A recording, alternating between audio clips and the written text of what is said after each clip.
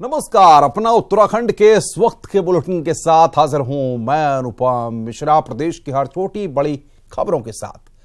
उत्तराखंड के मुख्यमंत्री त्रिवेंद्र सिंह रावत ने कहा है कि लोकसभा चुनाव में उनकी साख दांव पर लगी हुई है। सीएम का मानना है कि पहाड़ की 5 सीट भाजपा पीएम मोदी के चेहरे उत्तराखंड सरकार के काम और राष्ट्रवाद के मुद्दे पर जीतेगी। यह मिथक भी टूटेगा कि जिसकी स्टेट में सरकार होती है उस पार्टी के कैंडिडेट चुनाव नहीं जीतते। हमारे उत्तराखंड एडिटर अनुपम त्रिवेदी के साथ एक्सक्लूसिव इंटरव्यू में सीएम त्रिवेंद्र सिंह रावत ने क्या कुछ कहा, सुनिए जरा। मुख्यमंत्री त्रिवेंद्र सिंह रावत इस लोकसभा चुनाव में इंश्योर कर रहे हैं कि हर दिन वो कम से कम 2 से 3 जनसभाएं संबोधित करें। 23 मार्च से लेकर आज तक उन्होंने करीबन 27 जनसभाओं को अलग अलग पूरे उत्तराखंड में एड्रेस कर लिया है। क्या इश्यूज हैं, किन इश्यूज पे चुनाव लड़ा जा रहा है, क्या जो नेशनल नैरेटिव है वही यहाँ पर भी हावी है। इन सब बातों में बात करने के लिए मेरे साथ आज हैं सीएम साहब, इनसे बात करते हैं। सीएम साहब, ये जो चुनाव हैं, ये चुनाव नेशनल इश्यूज पे लड़े जा रहे हैं, नैरेटिव दूसरा टाइप का है। आपको क्या लगता है कहाँ जा रहा है चुनाव, क्या इश्यूज गायब है इसमें? देखिए, इसमें नित्य नए इश्यू जुड़ते जा रहे हैं। जहाँ ये चुनाव 55 साल बनाम 55 महीनों से शुरुआत हुई थी, यानी कि भारत सरकार की जो 55 वर्ष की 55 महीने की जो उपलब्धियां हैं, जो नरेंद्र भाई मोदी जी के नेतृत्व में जो सरकार चल रही है, वही कांग्रेस ने 55 वर्ष इस देश में राज्य किया। तो इन मुद्दों को लेकर के शुरुआत हुई थी, लेकिन बीच में कुछ ऐसी घटनाएं हो गई, जैसे पुलवामा का कांड हो गया, उसके बाद एयर स्ट्राइक हो गया और कैप्टन अभिनंदन का मिग के द्वारा F-16 को उड़ाना। ये ऐसे ही इश्यू जुड़ गए जैसे चुनाव राष्ट्रवाद की ओर बढ़ा है और उससे प्रधानमंत्री जी की जो ख्याति है, उनका निर्णय लेने की जो क्षमता है और अपने ऊपर जो विश्वास है, देशवासियों के ऊपर जो विश्वास है, वो सारे मुद्दे इसमें जुड़ते चले गए हैं और उसके कारण आज चुनाव राष्ट्रवाद की ओर बहुत तेजी से बढ़ा है, यानी कि राष्ट्रीय मुद्दे हावी हो रहे हैं। नहीं, लेकिन मुद्दे तो दिख ही नहीं रहे। कोई चौकीदार की बात कर रहा, कोई चोर की बात कर रहा। अभी राहुल गांधी दूसरी सीट से लड़ रहे हैं, वो चुनाव में इशू हो रहा है कि वह मुसलमान ज्यादा है, क्रिश्चियन ज्यादा है। इशू कहाँ है चुनाव में? देखिए, राहुल गांधी एक अलग इशू है। राहुल गांधी का जो व्यक्तित्व है वो आज प्रधानमंत्री मोदी जी के व्यक्तित्व के सामने कहीं ठहरता नहीं है और लोग समझ नहीं पा रहे हैं कि कांग्रेस के पास नेतृत्व तो है ही नहीं, या गांधी परिवार अपना कब्जा उससे छोड़ना नहीं चाहता है कांग्रेस से, वो अपने आप के हाथों में सब कुछ रखना चाहता है। और इसके कारण जो राहुल गांधी जी का जो व्यक्तित्व जब टिक नहीं पा रहा है तो अनर्गल बयानबाजी वो कर रहे हैं। कभी वो प्रधानमंत्री को चोर कहते हैं, कभी वो पुलवामा की घटना को लेकर सबूत मांगते हैं। तो इस तरह की अनर्गल बातें, जैसे परिवार में कोई मुखिया नहीं रहता, उसका कोई नेतृत्व, कोई मार्गदर्शन करने वाला नहीं रहता कि भाई क्या करना चाहिए, कोई कैसे करना चाहिए, अच्छे सलाहकारों का जब अभाव हो जाता है, तो इस कारण राहुल गांधी जो स्टेटमेंट दे रहे हैं, जो बर्ताव कर रहे हैं, वो बहुत ही ये कहना चाहिए कि छोटे स्तर का उनका व्यवहार इस समय सामने आ रहा है कि पब्लिक एक ऐसा फिगर जो अपने आप को देश का प्रधानमंत्री चाहता हो और इस तरह की बयानबाजी करता है, तो पब्लिक उसको बिल्कुल भी गंभीरता से नहीं ले रही है। पब्लिक उससे रिएक्ट कर रही है। पब्लिक उससे एक तरह से ये कहना चाहिए कि उनके जो रिएक्शंस हैं उससे अपने आप को ठगा हुआ सा महसूस कर रही है। अच्छा, क्योंकि ये चुनाव में एक सीट की भी लड़ाई है, देश भर में मोदी जी के नाम पे तो चुनाव लड़ाई जा रहा है। आप बतौर मुख्यमंत्री, आपको क्या लगता है चुनाव आपकी साख से भी जुड़ा हुआ है? निश्चित रूप से 2 साल हमारी सरकार के हुए हैं और हमारी सरकार ने बड़ी महत्वपूर्ण उपलब्धियां की हैं। चाहे जो बड़ा इशू जो इस राज्य में भ्रष्टाचार का इशू था, हरीश रावत जी के कार्यकाल में जितना भ्रष्टाचार हुआ, उसके कारण कांग्रेस बुरी तरह हारी और यही नहीं, हरीश रावत जी भी 2 विधानसभाओं से चुनाव हार गए। साथ ही जो डेवलपमेंट के इश्यू हैं, जनहित से जुड़े हुए इश्यू हैं, चाहे सड़कों का काम मामला होगा, रेल का मामला होगा या एयर कनेक्टिविटी का मामला होगा, रिकॉर्ड काम इस 2 साल में हुए हैं और उसकी जो काम की गति है वो भी बहुत अच्छी हुई है, जिसको भारत सरकार ने भी अप्रिशिएट किया है। मुख्यमंत्री एक चीज बताइए, क्योंकि ये चुनाव आप पौड़ी गढ़वाल में भी जनसभाएं आज कर रहे हैं, पौड़ी गढ़वाल की सीट ऐसी है जहां आपके सिटिंग एमपी पूरे चुनाव प्रचार में नहीं दिख रहे हैं, वो चुनाव में है नहीं, उनके लड़के कांग्रेस से लड़ रहे हैं। जो नारा कभी बीजेपी ने दिया था खंडूरी और जुरूरी, वो कांग्रेस ने लपक लिया है। आपका रिएक्शन?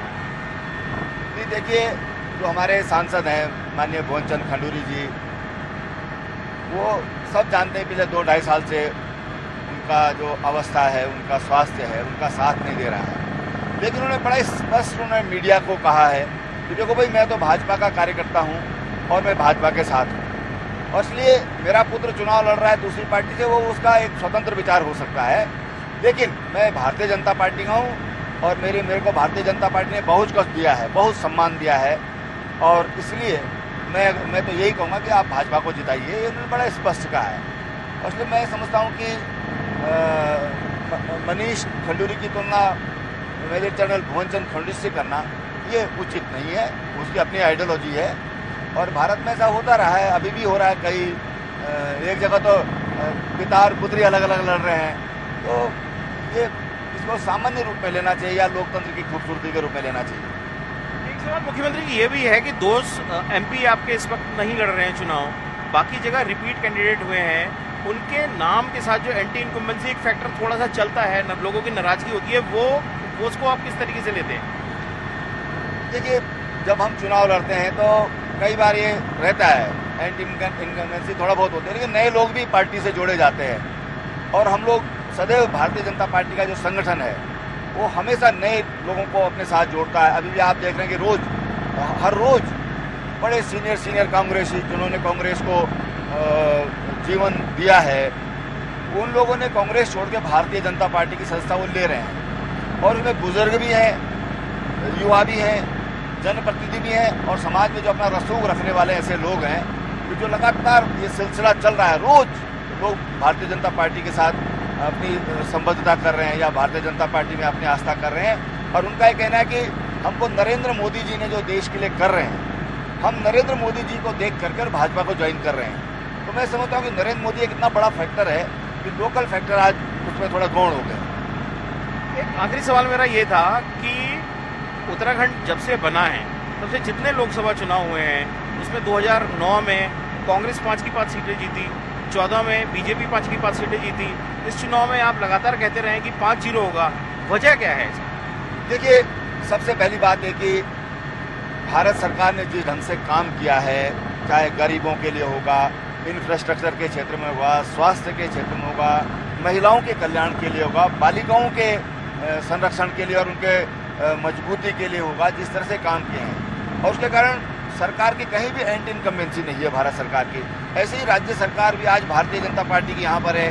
2 सालों में केंद्र सरकार ने बहुत बड़ी मदद इस राज्य सरकार को की है, और राज्य सरकार ने भी 2 वर्षों में कोई भी ऐसा काम नहीं हुआ कि कभी सरकार की कोई खिलाफत हुई हो या सरकार के जो लीडर हैं उनका कभी कोई उंगली उठी हो, कोई भ्रष्टाचार का आरोप लगा हो या काम नहीं करने का आरोप लगा हो। आज दोनों की जो छवि है, एक काम करने वाली सरकार की छवि है, और जो पिछले वर्षों में जो मिथ है ये कि साहब जिस पार्टी की सरकार होती है उसके सांसद हारते हैं, इस बार ये सारा मिथ टूटने वाला है। हमने और भी मिथ टूटे हैं। मुख्यमंत्री निवास में पहले मुख्यमंत्री जाते नहीं थे, कहते थे कि भाई मुख्यमंत्री निवास में गए तो वो कुर्सी से हट जाएगा। यूपी में योगी जी के बारे में नोएडा कोई चीफ मिनिस्टर नहीं जाता था, तो योगी जी ने वहाँ भी मिथ तोड़ा है, यहाँ हमने मिथ तोड़े हैं। और इस बार ये भी मिथ टूटेगा कि जिसकी सरकार होती है उसके सांसद नहीं जीतते हैं।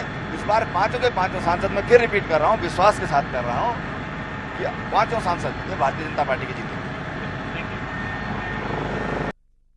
राष्ट्रीय अध्यक्ष अमित शाह ने उत्तरकाशी में विजय संकल्प रैली की। टिहरी से पार्टी प्रत्याशी माला राज्य लक्ष्मी शाह के लिए प्रचार करते हुए शाह ने कहा कि पीएम मोदी के नेतृत्व में देश विकास की ओर चल रहा है। अमित शाह ने कहा कि ऑल वेदर रोड उत्तराखंड की भाग्य रेखा बनने वाली है।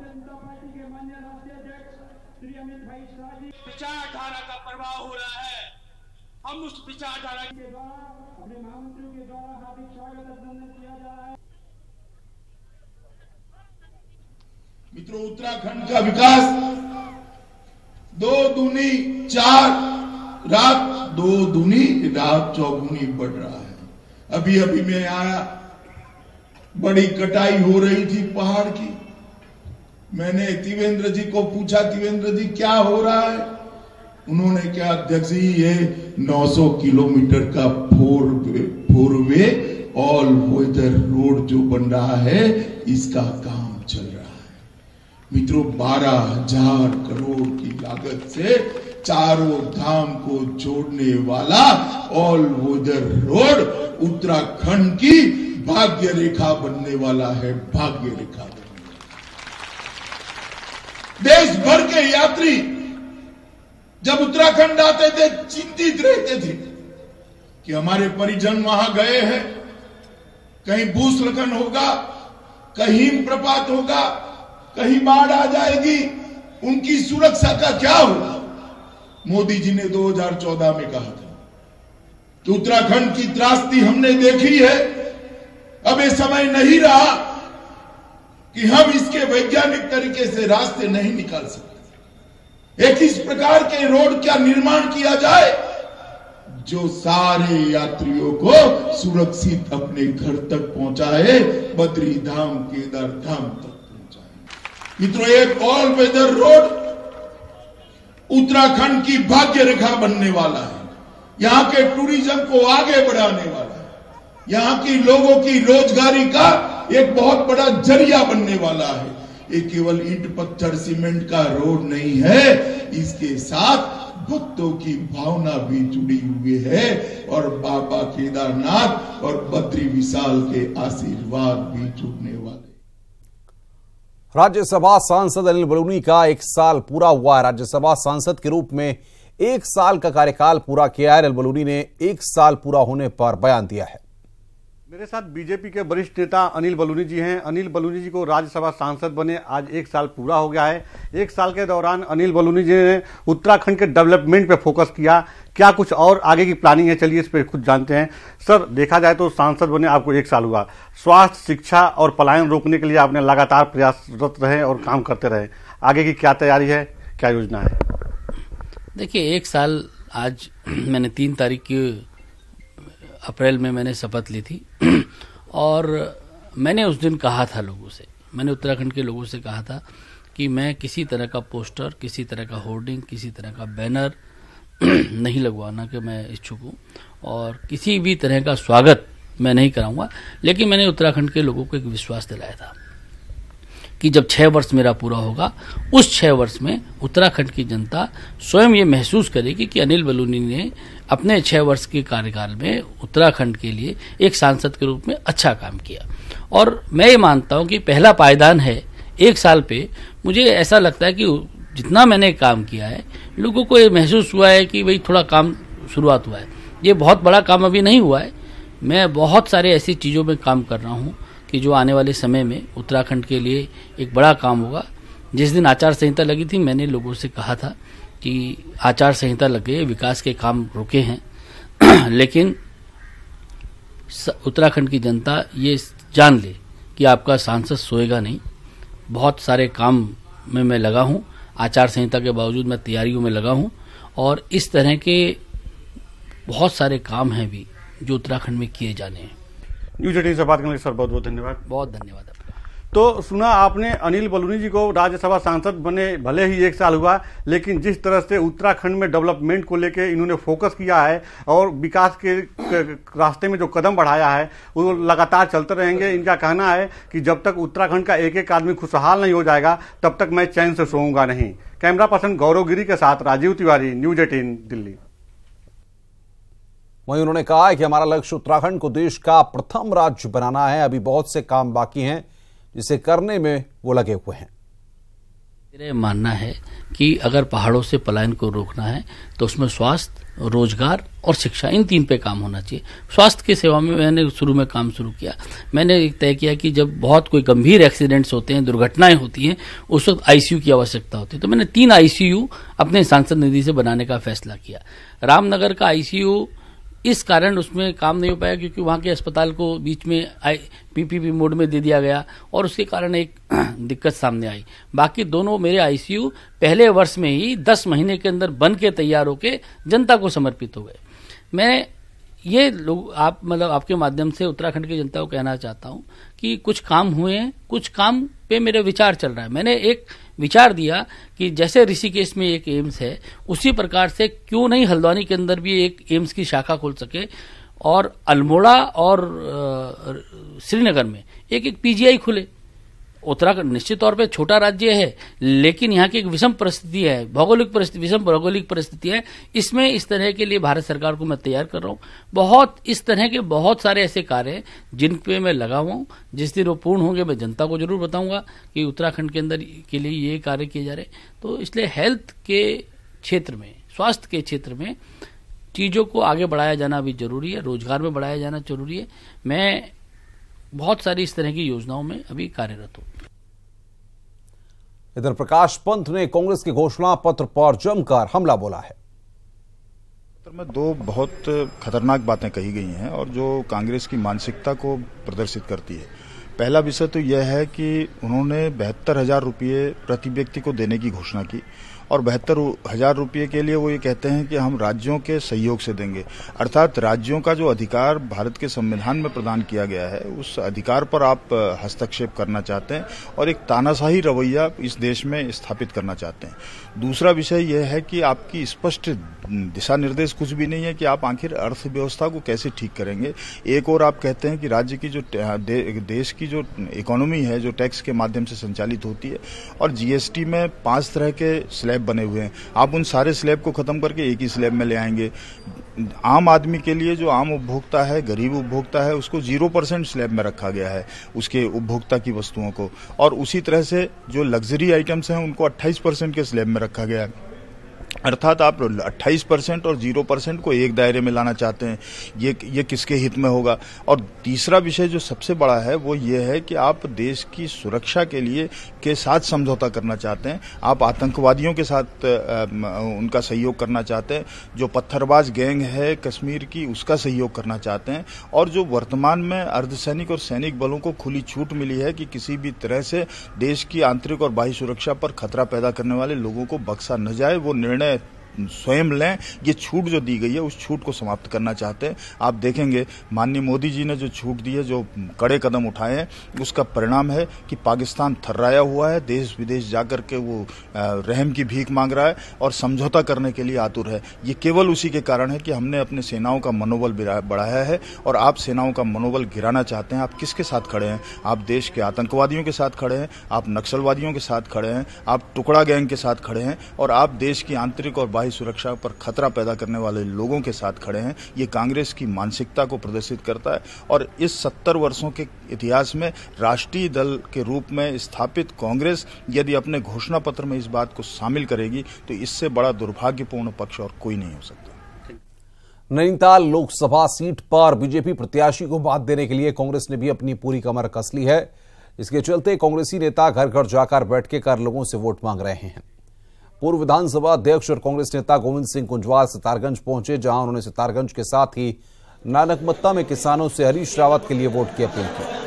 कुंजवाल ने बताया कि राज्य और केंद्र सरकार से आज तराई क्षेत्र के सभी किसान नाराज हैं। इस वजह से अब नैनीताल सीट पर किसानों ने कांग्रेस प्रत्याशी हरीश रावत को जिताने का पूरा मन बना लिया है।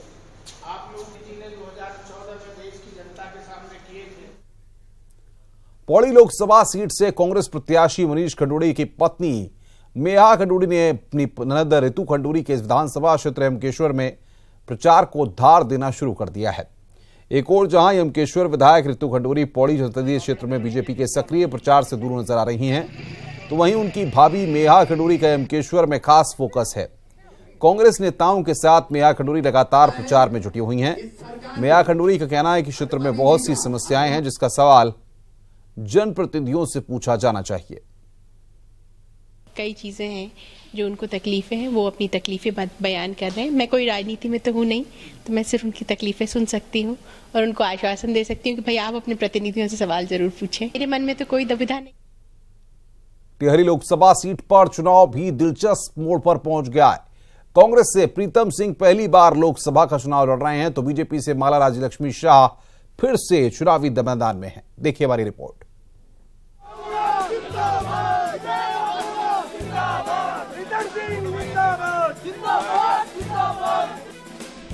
राजनीति जो न करा देश, कभी प्रीतम सिंह के लिए वोट मांगने वाले विजय बहुगुणा आज रानी के लिए वोट मांग रहे हैं।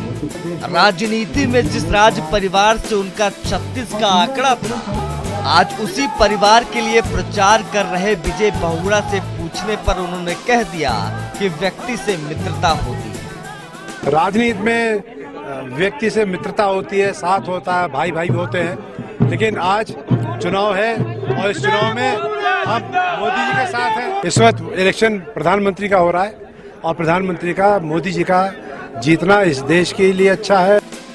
टिहरी लोकसभा सीट पर कांग्रेस प्रत्याशी प्रीतम सिंह कहते हैं कि लोकतंत्र में ये सब होता है। तो राजनीति है और लोकतंत्र में जो है ये सब चीजें होती हैं। हमने जो हमारा दायित्व था, जो हमारे दल के प्रति हमारा कर्तव्य था, उसका निर्वहन करने का काम। मैं राजनीति में किसी को दुश्मन नहीं मानता। टिहरी लोकसभा सीट पर विजय बहुगुणा का रवाई और जौनपुर क्षेत्र में अच्छी पकड़ मानी जाती है। विजय बहुगुणा ने इस क्षेत्र को राज्य और केंद्र में ओबीसी में शामिल कर लोगों के दिल में अपनी जगह बनाई है। लेकिन देखने वाली बात होगी कि विजय बहुगुणा के क्षेत्र में प्रचार से बीजेपी को कितना फायदा और कांग्रेस को कितना नुकसान होता है। न्यूज़ 18 के लिए सुनील सिलवाल की रिपोर्ट। राजनीति में कुछ कहने और करने के बाद उससे पलट जाना आम बात है। अब यही कुछ गढ़वाल लोकसभा सीट पर कांग्रेस प्रत्याशी और पूर्व सीएम बीसी खंडूड़ी के पुत्र मनीष खंडूड़ी पर सटीक बैठ रहा है। क्यों और कैसे, देखिए हमारी रिपोर्ट।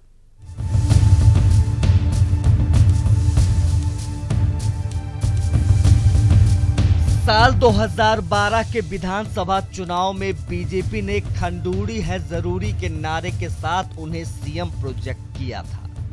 उनकी छवि और काम के कारण बीजेपी ने ये टैगलाइन दिया था, लेकिन बीजेपी चुनाव हार गई।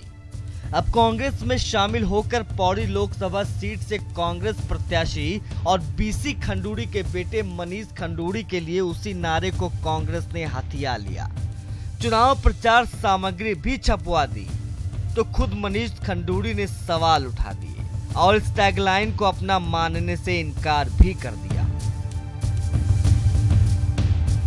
मुझे पता नहीं है, बट मैं आपको ये कहूँगा जो मैंने पहले कह चुका हूँ कि ये सब मिर्च मसाला है। बीजेपी का नारा था, कोई भी पार्टी अपना क्या नारा दे उसमें तथ्य होने चाहिए, खाली खोखले हों तो उससे कोई मतलब नहीं है। दिलचस्प बात यह है कि अगर मनीष खंडूड़ी ने ये पोस्टर नहीं छपवाए तो फिर बिना उनकी सहमति के इतने बड़े पैमाने पर पोस्टर किसने छपवाए। लेकिन मतदाताओं को इससे कोई मतलब नहीं, क्योंकि उन्हें तो अपने असल मुद्दों से मतलब है। अब खंडूड़ी के नाम पे तो वोट मिलेगी नहीं, क्योंकि खंडूड़ी ने भी कुछ किया तो है नहीं, कभी गांव तो देखा नहीं है। बात कुछ समझ में आती है नहीं कि है क्या। इसके तात्पर्य यह है कि असली मुद्दे तो है नहीं, ये भटकाव है। बहरहाल कांग्रेस प्रत्याशी मनीष खंडूड़ी का ऐसी प्रचार सामग्री छपवाने से कई सवाल खड़े करता है। एक तो ये कि मनीष या तो खंडूड़ी है जरूरी टैगलाइन की नजाकत को समझकर खुद ही बैकफुट पर हैं, या फिर राजनीतिक पारी शुरू करने से पहले ही उनको अपनों से ही खतरा है। न्यूज़ 18 के लिए पौड़ी से सुधीर भट्ट की रिपोर्ट।